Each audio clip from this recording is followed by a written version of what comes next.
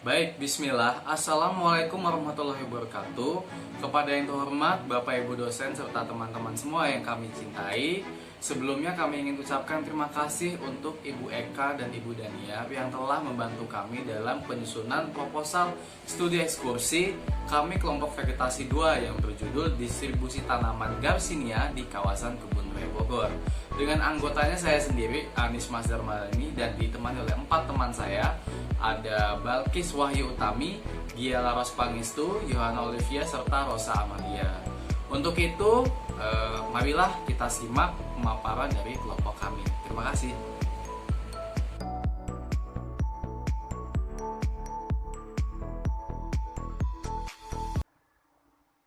Ya.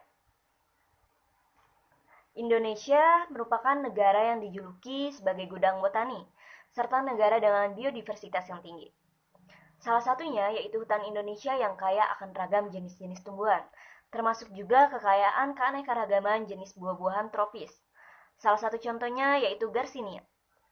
Garcinia ini merupakan salah satu dari marga tumbuhan buah-buahan dalam suku Clusiaceae. Marga tumbuhan ini terkenal dengan nama kelompok manggis-manggisan. Garcinia dapat dijadikan pohon tropis yang memiliki potensi sebagai tanaman hias, koleksi buah, pohon tepi jalan, sebagai reboisasi, penghijauan, ataupun sumber makanan bagi satwa. Selain itu, Garcinia ini memiliki kandungan antioksidan yang tinggi, sehingga bermanfaat sebagai penangkal radikal bebas dan dapat dijadikan untuk berbagai macam obat.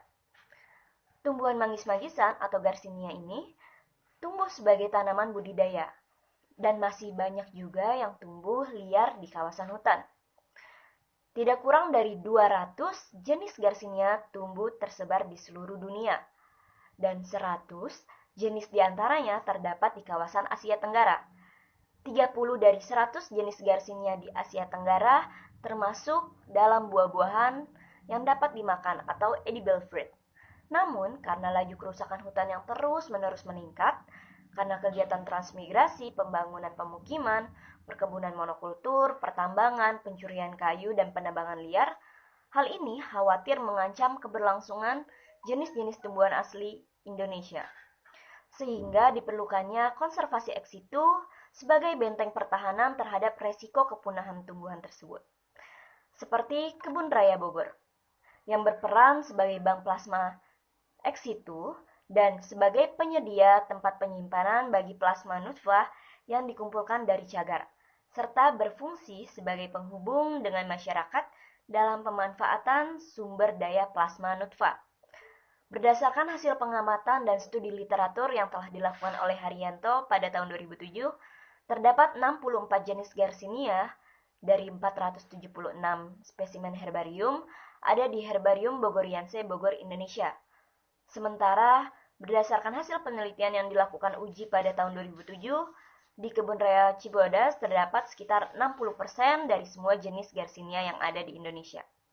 Namun, sampai saat ini, dalam beberapa tahun belakangan ini, belum ada data pasti mengenai distribusi Garcinia di Kebun Raya Bogor. Nah, melihat banyaknya manfaat, juga distribusinya yang belum ada data pasti di Kebun Raya Bogor tentunya, maka perlu dilakukannya penelitian tentang distribusi tersebut. Sekaligus mengetahui perkembangan terkini terkait koleksi tanaman Garcinia dan memaksimalkan perannya dalam ekosistem Kebun Raya Bogor. Sehingga pengembangan budidaya di Kebun Raya Bogor dapat dilakukan secara maksimal.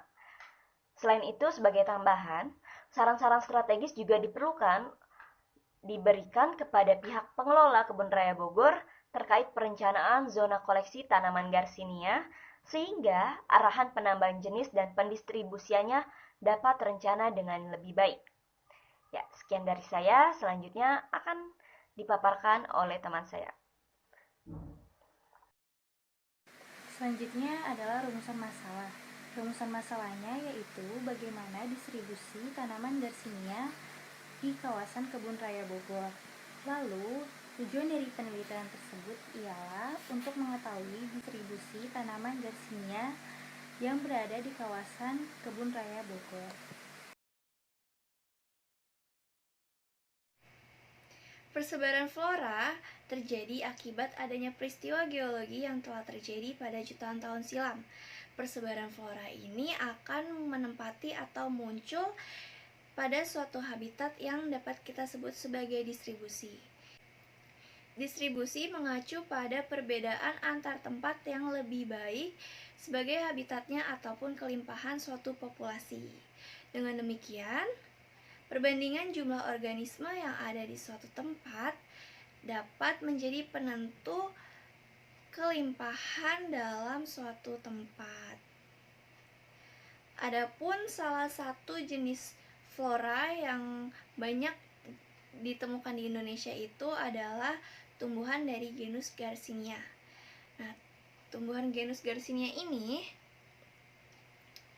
termasuk ke dalam famili atau keluarga dari Clusiaceae, yaitu tumbuhan penghasil buah-buahan yang sangat penting bagi industri farmasi dan juga penelitian yang ada di Indonesia.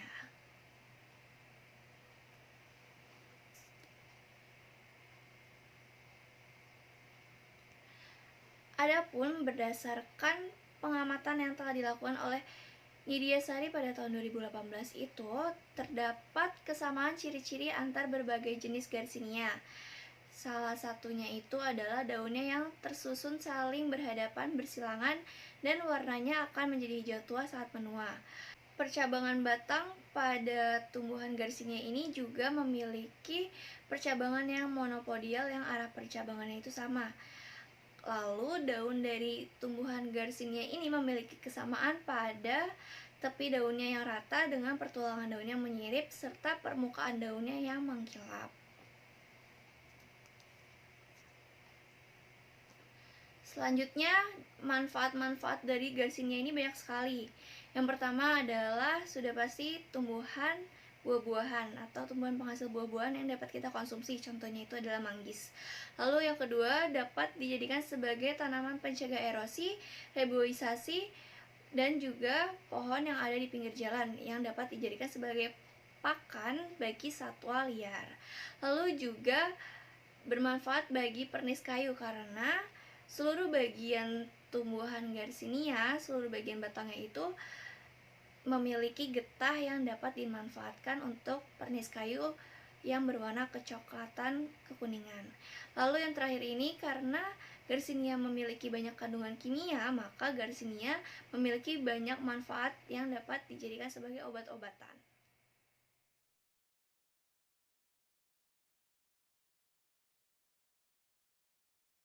Selanjutnya, saya akan mempresentasikan tentang metodologi penelitian.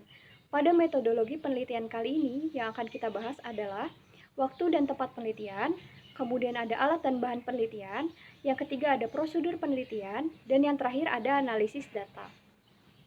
Kita masuk ke pembahasan yang pertama, yaitu waktu dan tempat penelitian. Untuk tempat penelitiannya sendiri, kita akan melaksanakannya di kawasan Kebun Raya Bogor, KRB, Jawa Barat. Kemudian untuk waktunya sendiri, kami akan melaksanakannya pada bulan November tahun 2020. Kemudian kita masuk ke pembahasan yang kedua, yaitu alat dan bahan. Di sini kurang lebih kami mempunyai 11 alat dan bahan untuk penelitian, yaitu GPS atau Global Positioning System di handphone, kemudian ada golok, tali rafia, pita ukur, hagameter atau alat pengukur tinggi pohon, kemudian ada kamera digital, spidol, kertas label, trash bag bening atau trash bag hitam, tabel data, dan juga kantung spesimen. Baik, untuk prosedur penelitiannya, kami menentukan lokasi penelitian menggunakan GPS atau Global Positioning System yang kami gunakan aplikasinya di HP. Lalu membuat plot sebanyak 4 buah dengan ukuran 10 x 10 meter dan diletakkan secara berurutan. Lalu mengukur jumlah individu Garcinia pada setiap plot sesuai dengan kriteria pertumbuhan. Nah, kriteria pertumbuhannya ini ada beberapa jenis. Yang pertama adalah semai, yaitu pertumbuhan tingkat kecambah yang tingginya kurang dari 1,5 meter. Pancang atau permudaan sampai pohon muda dengan ketinggian lebih dari 1,5 meter dan berdiameter kurang dari 10 meter. Serta tiang adalah pohon muda yang berdiameter kurang lebih 10 sampai dengan 20 cm dan pohon dewasa dengan diameter lebih dari 20 cm. Lalu setelah kami tentukan atau kami kelompokkan berdasarkan kriteria pertumbuhan, kami masukkan dalam tabel data dan kami analisis. Oke, untuk analisis datanya kami menggunakan metode kuadrat yang untuk mengetahui kepadatan dari masing-masing kriteria pertumbuhan. Setelah datanya ditemukan atau hasil data yang didapatkan, lalu kami lanjutkan dengan perhitungan indeks Morista yang sudah distandarisasi untuk mengetahui pola persebaran dari Garcinia tersebut. Baiklah, terima kasih untuk perhatiannya. Mohon maaf atas kekurangan dalam pemaparan kelompok kami. Untuk selanjutnya silahkan didiskusikan jika ada pertanyaan. Kami akhiri semua Bapak Ibu dosen serta teman-teman. Wassalamualaikum warahmatullahi wabarakatuh.